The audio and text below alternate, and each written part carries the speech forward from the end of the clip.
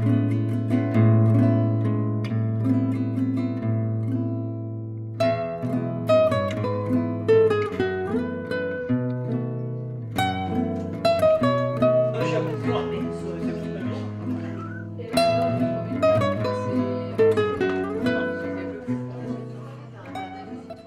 biennologie, pour moi, c'est un outil de rencontre et c'est une rencontre avec soi-même. Donc c'est ce que j'ai envie de partager avec vous pendant ces 2 jours.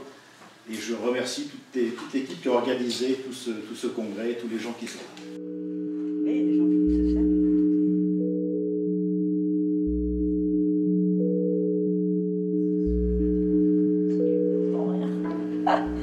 Je suis sur ma clé de santé. C'est l'atelier sur les clés de naissance dans le sens de la fréquence sonore. Alors, ce sont les 36 clés qui ont été mises en musique. Et pour chacune des clés, ce sont des sons. Et je dirais que ces sons, autant qu'ils peuvent être agréables pour venir se recentrer, mais autant qu'ils peuvent être très dérangeants. Moi, personnellement, quand Philippe a commencé avec les clés, les fréquences sonores, quand il mettait la vibration de ma clé, ça a dû me prendre au moins 6 mois avant que je réussisse à tolérer d'entendre ma clé. C'est ressourçant.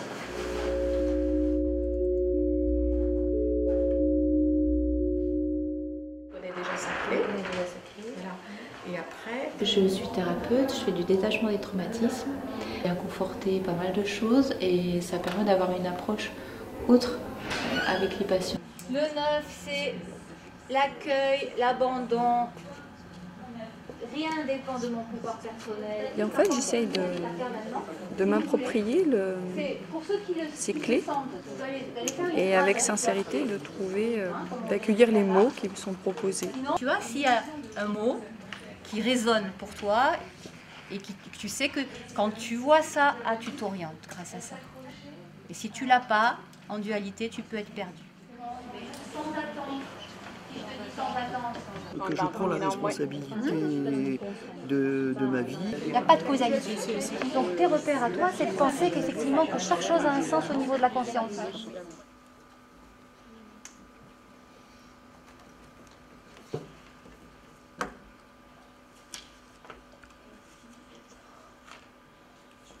Je doute en permanence. Alors, ton nombre de doute, c'est le 3. Et qu'est-ce que tu avais mis pour le 3 ? Pour être à sa place. Ok. Tu te situes sans limite, sans contrainte, plein feu. Tu vis plein feu. Moi, parce que j'ai des problèmes de santé, et puis je me suis intéressé à tout ça, un peu tout ce qui était spiritualité, aux signes de la vie. Il y a pas mal de choses qui ont fait que j'en suis là, malgré ma maladie et tout ça. Plaisir, mais finalement, ça me fait plaisir de te faire plaisir, fait que je vais y aller. Oui, voilà. C'est où ça peut être. Je vais te faire plaisir, parce que je me sens... Je sais que j'aimerais mieux dire non, mais je suis pas encore capable. Bon, accueille-toi du fait de ne pas être encore capable. Chaque événement dans notre vie, ne pas l'interpréter de façon positive ou négative. Il y a toujours une façon de l'interpréter de façon neutre. Et c'est ça qu'il faut aller chercher de chaque événement. Donc, que ce soit un accident ou une bonne nouvelle ou une mauvaise nouvelle, il y a toujours un principe neutre. Et c'est ça qu'il faut chercher.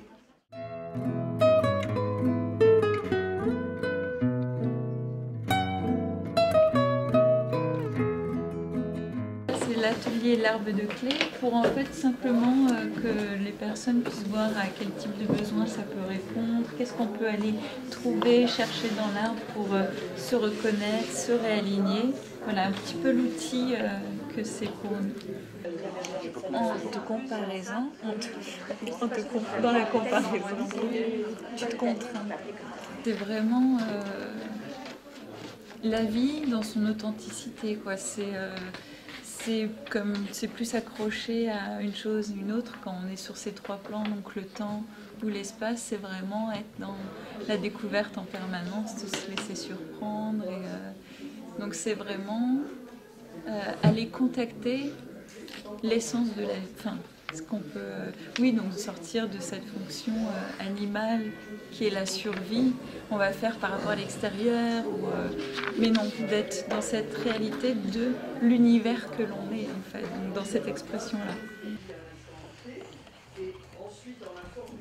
Et le libre arbitre, en fait, c'est, on va dire, l'énergie qui va me permettre de choisir la vie soit en survie, soit en conscience.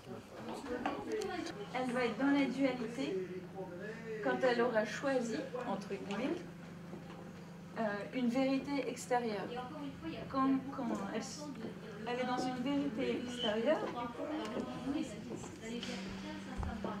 ça la mettra dans l'illusion que l'amour se donne ou se reçoit. Mais je suis venu pour une découverte personnelle parce que c'est un concept complètement nouveau qu'on ne connaît pas. Et donc en ce qui me concerne, j'ai envie de découvrir autre chose que ce que je vis tous les jours aujourd'hui. Donc de par ce que fait Jean-Philippe, bien, il s'avère qu'il nous fait découvrir une autre façon de voir les choses qui m'intéresse, sans forcément justement vouloir convaincre. Donc chaque jour on peut faire soi-même sa clé de rencontre.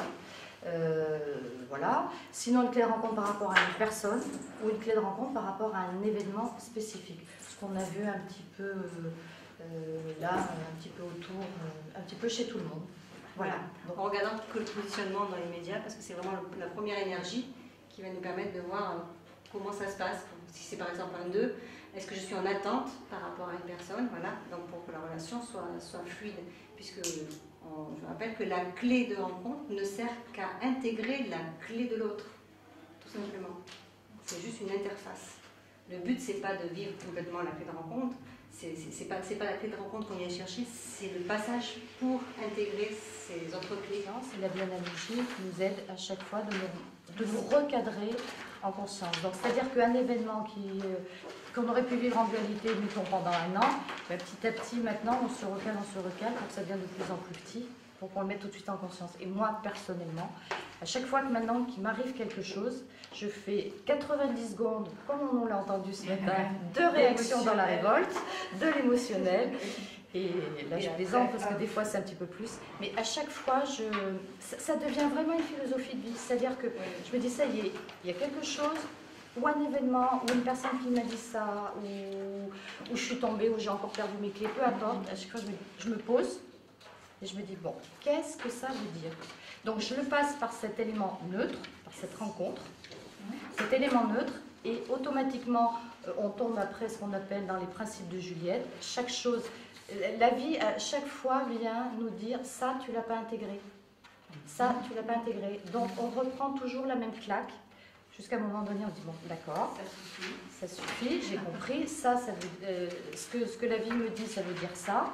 Par exemple à chaque fois qu'on perd ses clés de voiture, par exemple, à chaque fois qu'on bute sur une marche, supposons, enfin je dis n'importe quoi, hein, mais c'est que la vie a dit t'as pas compris, donc réessaye encore.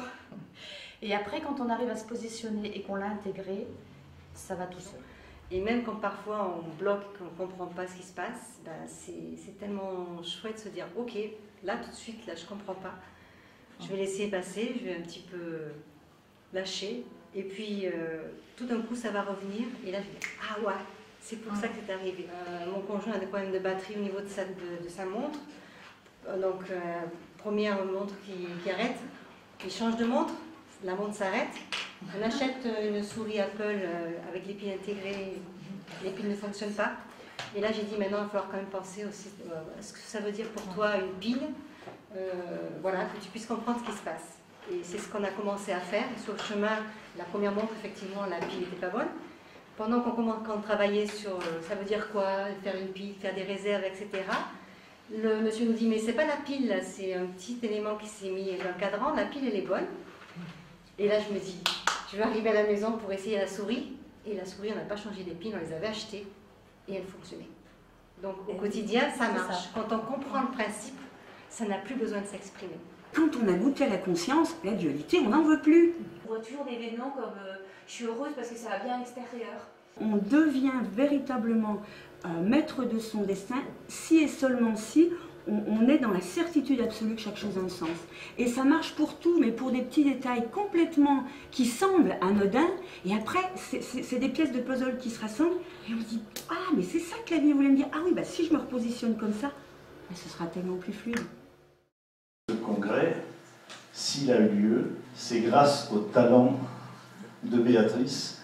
Et je te remercie vraiment profondément parce que ce congrès, il marque vraiment pour moi les fondements de quelque chose. On est dans des balbutiements de quelque chose, mais on ne peut pas faire l'économie de chacun vivre cet être libre que nous sommes en cessant de mettre la cause de notre bonheur ou de notre malheur à l'extérieur. Moi, je suis très touché de voir combien chacun s'éveille à cette vision, s'éveille au fait de prendre la responsabilité de sa vie.